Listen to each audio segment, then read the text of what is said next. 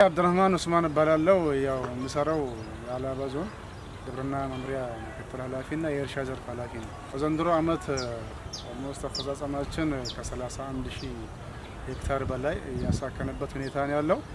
ይህንም ስናሳካ ደግሞ እንዲሁ በተናጠል ሳይሆን በክላስተር ያሳካንበት ሁኔታ ነው ያለው። ከዚህም ከ27000 ሄክታር በላይ በክላስተር ያሳካንበት ሂደት ነው ያለው።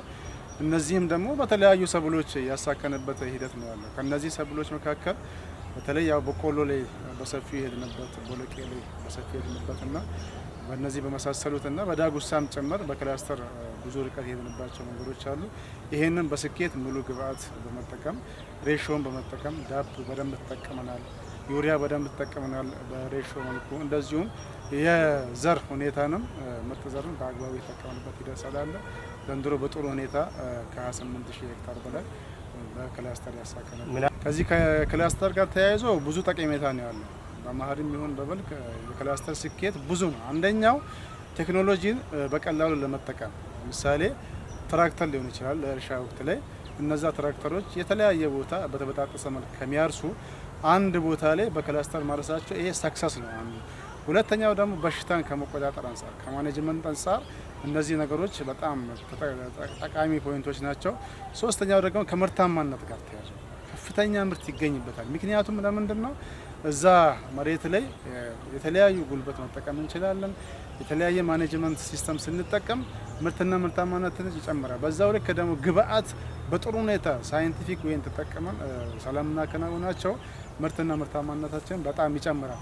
በሽታ እንኳን ቢከሰት ያንን በሽታ በቀላሉ ማኔጅ ለማድረግና ለመቆጣጠር ጭምር በጣም ጠቀሜታ አለ። ትሩፋቶቹ ብዙ ናቸው። ክላስተር ወጪ ራሱ በጣም ይቀንሳል። ስለዚህ ትርፋማነቱም ብዙ ነው።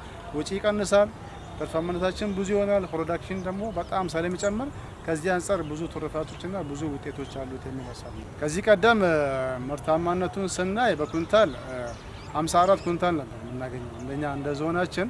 አሁን በክላስተር መስራት ከጀመርን በኋላ ደግሞ በአንድ ሄክታር ከ65 ኩንታል በላይ ማግኘት የቻልንበትና ይሄን በውጤትና በተግባር ያረጋግጥንበት ሂደት ነው ያለው።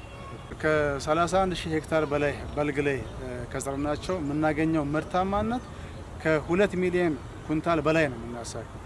ዲር ጆሃር ክላስተሩ ኮሚቴ ነው። 3ኛ አመት ነው። በቆሎ ነበር መጀመሪያ አመት፣ ሁለተኛ አመት ደግሞ ዳጉሳ ነው። ይሄ 3ኛ በቆሎ ነው።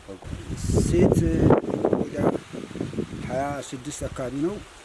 ወንዱ ደግሞ 171 አካባቢ 197 ሰው። የተገኘ ጥቅም አንድ ላይ በመስራት ያው ውስጡ ላይ ደካማ ሰዎች አሉ። እነዛ ደካማ ሰዎችን አንድ ላይ በማምጣት ያው እንግዲህ ምርት አናሳ ነበር። አንድ ላይ በመስራት ያው እኩል ምርት እንዲያገኙ አድርገናቸዋል። ውስጣችን ላይ በማሳረስም አንድ ላይ እናርሳለን፣ አንድ ላይ እንዘራለን፣ አንድ ላይ እንኮትክታለን፣ አንድ ላይም እናነሳለን።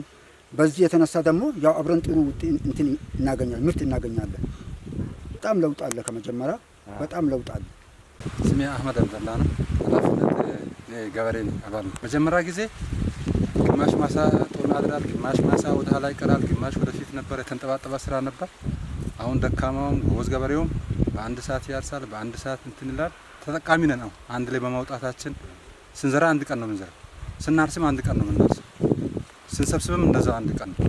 አሁን በጣም ለውጥ አለ። እንደ ግል እኔ ተጠቅሜያለሁ። እሱ እንዳስዋደነቴ የመጀመሪያ አመት በቆሎ ዘርተናል። ቀጣይ አመት ዳጉሳና በርበሬ አድርገናል።